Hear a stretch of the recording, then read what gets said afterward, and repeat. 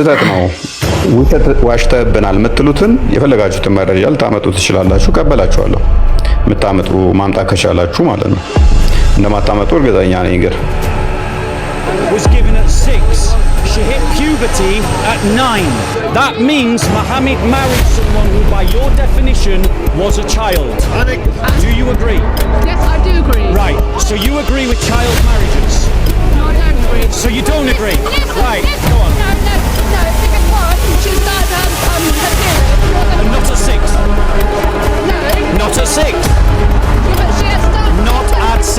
By the time she left the house and leave house, yeah? Not at 6. Listen. Not at 6. She left the house at 9. She was 6 when she got married. It does matter. Do you agree with child marriages? Do you agree with child marriages? You are. Do you agree with child marriages? Being too emotional. I'm asking you.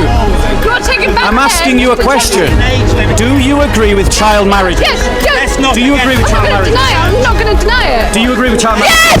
Right. That is the problem. The Muhammad's example has led you to the conclusion. Weird. Muhammad's example has led you to the conclusion that child marriages are okay. That's a problem. That's why it's a problem. Now tell me, according to Sharia law, at what age do you separate children, brothers and sisters from their bed? I'm asking you a question. At what age? All these thingies. Yeah. My question to shall we go over there? Why are we going on about? Shall we go over there and talk? We're going on about Aisha and I'm going to connect the two together. I'll connect the two together. I'll connect the two together. I'll explain why I'm bringing it up. According to Islamic law, when do you separate brothers and sisters from sharing the same bed? I'll tell you, when they are 10. So tell me why Muhammad married a 6-year-old who was prepubescent, right? Meaning, and then had sex with a 9-year-old. He's a Catholic. She's asking you to shut up. Jesus Christ is the only way, truth, and life. The only way to the Father is through Jesus. If you don't know Jesus, you don't know God. Come to Christ today. Come to Jesus today. He can save, He can heal. He's there for you. Come to Jesus. ያቄን ጠይቀኝ ስለኔ እንዳመጣው ኦኬ እሺ ያቄ በ56 ዓመት ቆይ በ56 ዓመት ፕሊዝ ቆይ ታፍራለህ አታፍርም እንመልከት። አሸንጉሊት የምትጫወት ህፃን ልጅን ገና የ6 ዓመትን ለወሲብ ትመኛለህ? የ6 ዓመት ህፃን ልጅን በ50ዎቹ በ54 ዓመት ላይ ለወሲብ ትመኛታለህ? ልታገባት ትመኛለህ? ከዛ ደግሞ እሷን አግብተህ ወሲብ ታደርጋለህ?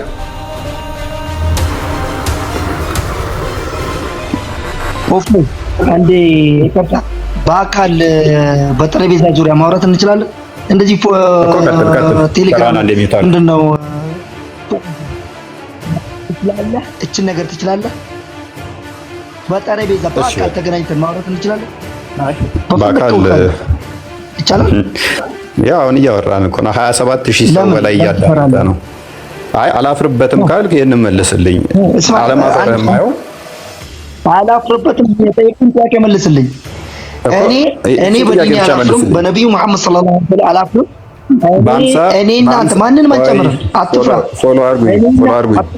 አትፍራ። ቆይ ጥያቄ ነው ወለ ሰማኛ እንዴ አለ። እሺ ለማታዳምጠኝ እኔን እኔ አሁን ብዙ ጊዜ የጠየቁን ጥያቄ አትመልስልኝ። በአካል ተገናኝተን በጠረጴዛ ዙሪያ አንተም መጽሐፍ ቅዱስ ይዘህ እኔም ቅዱስ ቁርአንና ሐዲስ የፈለከውን ይዤ በአካል ማውራት እንችላለን። እሺ በቃ እኔ አላህን ይዤ አንተም ፈጣሪን ይዘህ አትፍራ። ምንም አይነት አንተ ፍርሃት አለ። በዚህ ሰሞን የሚወራው ነገር ማለት ስጋ ሊኖር ይችላል። ለህይወትክ ስጋ ሊኖር አትፍራ። ይኸውልህ ትክክለኛ መንገድ የያዘ ሰው አይፈራም። እኔ ምንም አልፈራም። አላህን የያዘ ሰው አይፈራም። እና በአካል ተገናኝተን በአካል ተገናኝተን 28,000 ሰው በላይ እያዳመጠ ነው። እባክህ በቃ። ስለዚህ በነብይ ካላፈርክ የጠየቅኩህን ልመልስልኝ ትችላለህ? ለምን ወልሽ ማለት ይስተኛል? ታጥኩበትን መረጃ ማምጣት ተቻልኩ እቀበላለሁ። ከዛ ውጪ ግን ፎሎ አድርጉኝ እወዳለሁ። ከስር ወይን መረጃ በአካል ለምን ፈራክ? በአካል ምን ፎቶ ልታነሳኝ አይደለም? እኔ በአካል ፎቶ ልታነሳኝ ነው? ምን አድርገህ አይደለም? በቃ ፎሎ አድርጉኝ። እሺ ስማኝ አንዴ እንተማመጥ ፕሊስ አንዴ ሚታርግ በቃ ምንም አልፈራም። አንተና እኔ ብቻ በአካል ተገናኝተን ነው። በቃ እሺ አንዴ 400,000 ብር ሊበላ ፈልገው ነው ልጅ ከሌላ ሰው ጋር አሳብ። እሺ 70,000 በላን ካራቸው ነገሮች ነው ያለው። 50,000 የምትሉት ነገር ሁሉ አሁን ለምን እንደማምለም ትፈራላችሁ? ለምን እንደማመጠም ወሎ አርጉኝ። ትክክለኛው በቴሌቪዥን በቲክቶክ ምናምን ላስወርድ ነው። እኔ አዲስ አበባ ነኝ። እሺ በቃ ከሰሩ ነው በቃ 29,000 ሰው እያዳመጠህ መከታተሉ ይሻላል ወይንስ ደግሞ በአካል እንደባበቅና ምን እኔ ፎቶ የሚስት እንትን ለመምረጥ አይደለ? እኔ ወንድ ነኝ፣ አንተም ወንድ ነህ። ስለዚህ እስቲ እንተያይና ልታጨኝ አይደለ? 70,000 ብላን። እኔ ላውራ። አይ ቀድመው እነሱ ቀድም ስላወራህ አንተ እነሱ ይቀጥሉ። አይ መልስ እንሰጥ ብዬ ነበር። አይ ኖ ራስን ችላ አንተ ራስን የቻለ ብቻ አንተ ከአንተ ጋር የተያያዘ ብቻ አስቀድሜ ከዚህ በፊት የሰራኋቸው ላይ ውሸቶች አሉ፣ ቅጥፈቶች አሉ የምትላቸውን ብቻ ከሌላ ጋር ያወራሁት አንተን አይመለከትም። በቃ 70,000 ብላን ተማም ወይንም ማማዬ እንኳን ደህና መጣሽ። ክርስቲያን የምትለው ሀሳብ አለ እዚህ ላይ ስህተት ነው፣ ውሸት ዋሽተብናል የምትሉትን የፈለጋችሁትን መረጃ ልታመጡ ትችላላችሁ፣ ቀበላችኋለሁ። የምታመጡ ማምጣት ከቻላችሁ ማለት ነው። እንደማታመጡ እርግጠኛ ነኝ ግን ምክንያቱም ያልተጻፈ በፍጹም ላወራ አልችልም። የእፎይ ጥፋቱ አንድና አንድ የተጻፈውን አንብቦ መናገሩ ብቻ ነው የሚሆነው። ከዛ ውጭ ግን ጥፋት ሊሆንበት አይችልም። ጥፋት ሊሆንበት የሚችልበት አጋጣሚ አለ ብዬ አላምንም። ተማም ይሰማል። ሐዲሱ ላይ ያልለ ነገር ያወራ ነው ካለ መጥተው ቻሌንጅ ያደርጉን ይችላሉ ማለት ነው። ፌስቡክ ላይ ያሉት አይ ቲንክ አያውቁትም ይመስለኛል። ፖልሚስቲክ እንዴት ነው ምንድነው አያውቁትም ይመስለኛል። ስለዚህ ወደ መግለጫው ስመለስ መግለጫው ላይ ምንድነው እሱ በጤናማ መልኩ ተቀብየዋለሁ። በጤናማ መልኩ ሰላማዊ የሆነ ጥሪ ነው። ሁሉም የገዛ ሃይማኖቱን ያስተምር አይነት ነው። የእኛን ሃይማኖት ከነካችሁ ማቆሸሽ ነገር ነው የሚል ስለሆነ ማለት ነው። እንደዛ ከሆነ ታዲያ በምን አይነት ሁኔታ ነው እኛ የምንቀበለው? አንደኛ ያስቀመጡት ምንድነው እሱ ሰውየው ይቅርታ ይጠይቅ። ሰውየው ይቅርታ ይጠይቅ። አለበለዚያ ግን ይቅርታ ማይጠይቅ ከሆነ ወደ ህግ እንሄዳለን የሚል መግለጫ ነው ያወጡብኝ ማለት ነው። ይህን ያህል 400,000 እንሰጣለን 500,000 እንደው በአሁኑ ሰዓት ወገኖቼ በግ እንኳን እኮ 4,000 ምናምን 400,000 ያልደረሰች ማለት ነው። በግ ገዝ ይቻላል። ስንት ነው አንድ በሬ ዋጋ እንኳን አላወጣም ማለት ነው። እሱን ለገደለ 400,000 ተሰጣለሁ ስትሉ ነው የአንድ በሬ ዋጋ እንዴት ነው የምትሰሙኝ? ጌሾ አደረጋችሁኝ እኮ የሆነ ገለባ ነገር ማለት ነው።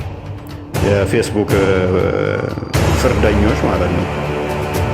የፌስቡክ ፍርደኞች እንደ በሬ በ500,000 ብር በ400,000 ብር በ50,000 ብር ነው የጀመሩት። አይ ቲንክ ይመስለኛል እሱን በገደለ 50,000 ብር ሸልመዋለሁ። አትሊስት እንደው ምንም እንኳን ሽጉጥ መግዣ እንኳን 50,000 ብር አይፈጅበትም እንደ ተኩስ መግዣ። ኧረ ተው ወገን። እና አትሊስት የበሰሉ ሲሆኑ እንደዚህ አይነት አቋም ያወጣሉ ማለት ነው። የበሰሉ አመራር ሲሆኑ አትሊስት ረገብ ያደርጉታል። ነገር ግን ይሄ ፍርዱ እንትኑን መግለጫውን 100% ተቀበለዋል ወይ ካላችሁኝ ጥያቄ ምልክት ነው። እንደዛው ቢሆን ግን በፖዚቲቭ ሳይድ ነው ማየው። በፖዚቲቭ ሳይዱ አየዋለሁ። ጥያቄ ምልክት ማደርገው ለምንድን ነው? እሱ አንድ ሰው ጣቱን ወደ ሰዎች ሲጠቁም ሌሎች ተቀሪ ጣቶቹ ወደ ራሱ ስለሚያመላክቱ ማለት ነው። ወደ ራሱ ስለሚያመላክቱ የራሳችንን ልጆች እንዴት አድርገናቸው ነው አንተ እንደዚህ ማድረግ የለብህም ያሉኝ? የራሳቸውን ልጆችስ እውነት ታዝበዋል ወይ? ባለጌ ልጅ ያላት ምንድነው የሚባል ነገር አለ። ሁሌም እንዳፈረች ነው፣ ሁሌም እንደተሻለ አይ ቲንክ ላይክ ዳት እና አይ ነው ንጉስ ሩቤ ከመጣው ብልግና የሚመስሉ ቃላቶችን ተጠቅመናቸዋል። ምክንያቱም ነገሮቹ ያስገድዱናል። ሐዲሳቶቹ ተፍሲራቶቹ ሲራው ላይ ያሉ ነገሮች እንድንናገራቸው ያስገድዱናል። ቃል በቃል ስለተጻፉ ማለት ነው። ቃል በቃል የተጻፉ ስለሆኑ ሳንፈልግ እንደዛ እየተገደድን ነበረ እንጂ እኔ እናቴ ቆንጥጣ ነው ያሳደገችኝ። በጣም ኃይለኛ ነች እናቴ ቆንጥጣ በጭኔ ስር ቆንጥጣ ነው ያሳደገችኝ። እኔ አባቴ ቢመታኝ ኖሮ ሜቢ አባቴ መቶኝ አያውቅም በሕይወቴ። እኔ አባቴ ራሱ የኔ አባት መቶኝ አይደለም ራሴ እንዳገናዝብ ነው ያሳደገኝ እንጂ በዱላ አይደለም የተማርኩት። ስለዚህ ህፃናትን አልመታም የሚል ነበረ። እናቴ ግን ስሬስ ነች። እንደዚህ አይነት ቀልድ አታውቅም። ቆንጥጣ ነው ያሳደገችኝ። በጨዋነት ነው ያሳደገችኝ። ግን እዚህ ተገባን በኋላ ምናነባቸው ነገር በርዘውናል። ያን ለኢትዮጵያን የሚሆኑ ናቸው ወይ ሌላ ጉዳይ ነው። ጽሁፉ አለው የምንናገረው አብሶሉትሊ አለ። ለዚህ ነው አሁን መግለጫው ላይ ጥያቄ ምልክት አለኝ ያልኩት። ይቅርታ አንድ ሰው ሲጠይቅ አምኖበት መሆን አለበት። ካመንኩበት እኔ ይቅርታ ጠይቃለሁ። ኦልዌይስ በምሰራቸው ላይ ካመንኩበት ይቅርታ ጠይቃለሁ። ካስታወሳችሁ የሆነ ሰዓት ላይ አንዱ ላይቭ ላይ መጥቶ የአንተ አምላክ ሎቱ ስባት ጌ ነው ወንድ ከወንድ ጋር የሚተኛ ብሎ በተሳደበበት ሰዓት ላይ ወይ ሞጭ ሙጯል የሚል ንግግር ተናግሬ ነበረ። የአንተ እንትን ሞጭ ሙጯል፣ አንተ የምትከተለው ደግሞ ሞጭ ሙጯል። ስለዚህ ጠርቷል ማለት ነው ያንተ ያውም ብልት ብዬ ተናግሬያለሁ። በኋላ ግን ኖ ሳመ ነው እንጂ የሚለው ሞጨ የሚል ቃል የለም፣ ጠባ የሚል የለም በተባልኩ ሰዓት ላይ ይቅርታ ለተወሰነ ጊዜ ላይቭም አልገባም፣ ቪዲዮም አልሰራም። መረጃዎችን አምጥቼ ወደ 16 መጽሐፍቶችን መረጃ አምጥቼ ኦኬ ያላሰንን ብልት ሳመ የሚል አለ፣ ሞጨ የሚል ቃል ባለመኖሩ ሳመ ስለሚል ይቅርታ ጠይቅበታለሁ ብዬ ይቅርታ ጠይቄበታለሁ። እሱ እንደ አዲስ ጥላቻ ንግግር ብለው የሚያዞሩት ማለት ነው። ወደ 16 መጽሐፍቶችን ነው በጊዜ የዘረዘርኩት። በአሁኑ ሰዓት ላይ ወደ 25 መጽሐፍቶች አሉ ያላሰን ብልት ሳመ የሚል ማለት ነው። እንዴት ኢንተርፕሬት ይደረጋል እሱ የእናንተ ጉዳይ ነው። ምክንያቱም እኛ ጋር የሌለውን ክርስቶስ ትኩስ እንደተወለደ ሕፃን ልጅ ተገልጦ አፉን ሳመ የሚለውን ትኩስ ዛሬ እንደተወለደ ትኩስ ሕፃን ልጅ ክርስቶስ ተገልጦ አፉን ሳመው። ክርስቲያን ኔክስት ያሳያቸዋል ቪዲዮቹን ሜቢ ከሻካው መቀጠል ትችላለን። ትኩስ እንደተወለደ ሕፃን ልጅ አፉን ሳመው የሚለውን እዛው ግብረ ሰዶም ነው አምላካችሁ ግብረ ሰዶም ነው የሚል ደጋግመው ላይቭ ገቡ፣ ደጋግመው ቪዲዮ ሰሩ። አይ ይሄ ማለት አባት ልጁን ቢስም እንደዚህ አይባልም፣ ያውም ትኩስ ዛሬ የተወለደ ብለን ልናስረዳቸው ሞከር። ሊሰሙን አልወደዱም። ያለን አማራጭ ምንድነው? እሱ ለምሳሌ እናንተ ጋር ሁሴን እንትና ሙሐመድ የሁሴንን ብልት ስሟል። ስለዚህ ይህንን ጨዋታ እንዴት ትወጡታላችሁ? አፉን አፍ ውስጥ ከቶ ምላሱን እንትን እያለ እኔ መወደውን አላህ ይውደደው ይል ነበረ። ፕላስ ደግሞ ብልቱን ሳመ የሚለውን አንጥተናል። እነሱም ተስማምተውበታል። ሳመ በሚለው አብዛኞቹ ተስማምተዋል። አንዴ አሰማውና ቀጥላለሁ።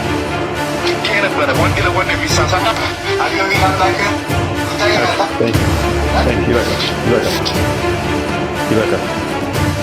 ይሄ ብቻ ሳይሆን እነኚህ አንዱ ብቻ ሳይሆን ሁሉም ናቸው። እነኛው ሁለቱን ያያችሁ ኔክስት ታዋቸዋላችሁ።